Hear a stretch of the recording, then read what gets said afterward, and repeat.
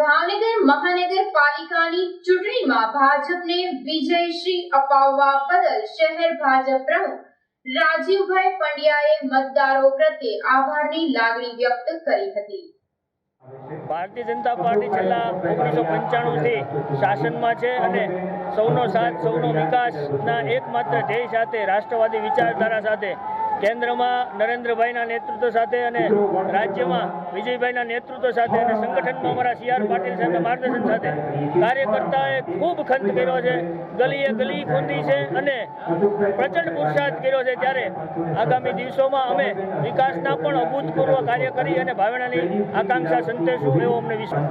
ભારતીય જનતા પાર્ટીએ કોઈ જાતના બાયસ વગર જ્યાં કોંગ્રેસ કોર્પોરેટ હતા એવા વિસ્તારોમાં પણ રાજ્ય સરકારે અભૂતપૂર્વ ગ્રાન્ટો ફાળવીને એમના ઘર ઘર સુધી RCCના રસ્તા કર્યા છે। એમને જે વર્ષો જૂની ડ્રેનેજનો પ્રશ્ન હતો એ પણ સોલ્વ કર્યો છે, પાણીનો પણ પ્રશ્ન અમે સોલ્વ કર્યો છે અને ઘર ઘર સુધી અમે RCCના રોડ બાંધ્યા છે। એટલે ભાવેણાની પ્રજાએ આ અમારા કામોને સ્વીકારી અને અમારામાં વિશ્વાસ વ્યક્ત કરી અને આગામી 5 વર્ષ માટે હજી આનાથી વધારે કામ કરી શકીએ એ માટે ભાવેણાના લોકોએ અમને શાસન હાથમાં આપ્યું છે। અમે ભાવેણાવાસીઓની આકાંક્ષાઓને પૂર્ણ રીતે સંતોષવાનો પ્રયત્ન કર્યો છે।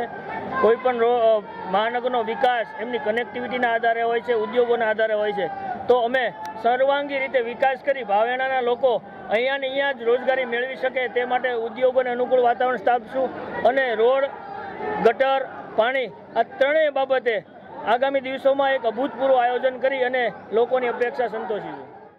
ભારતીય જનતા પાર્ટીએ 44 બેઠક જીતી છે કુલ 52 બેઠકમાંથી અને 1995માં જ્યારે ભારતીય જનતા પાર્ટીની મહાનગરપાલિકા પ્રથમ વખત બેઠી હતી મહાનગરપાલિકામાં, એ પછી 25 વર્ષ બાદ ગોલ્ડન જ્યુબિલી યરે પણ પાછી 44 સીટ સાથે ભારતીય જનતા પાર્ટીને ભાવેણાની જનતાએ પુનઃ સત્તારૂઢ કર્યા છે। એ બદલ ભાવેણાની જનતાનો હું અંતઃકરણપૂર્વક આભાર માનું છું। અમારા કાર્યકર્તાઓએ પરિશ્રમની પરાકાષ્ઠા સર્જી અને ગત વર્ષોમાં જે વિકાસના કામો થયા છે, રાજ્ય સરકાર અને કેન્દ્ર સરકારનું નેતૃત્વ અને અમારા પ્રદેશ અધ્યક્ષ પાટીલ સાહેબની જે કાંઈ પેજ સમિતિને પેજ પ્રમુખવાળી યોજના છે એણે મતદાન વધારવામાં અને જે કાંઈ મતદાન થયું એમાં ભાજપનું મતદાન થાય એ માટે સિંહ ફાળો આપ્યો છે।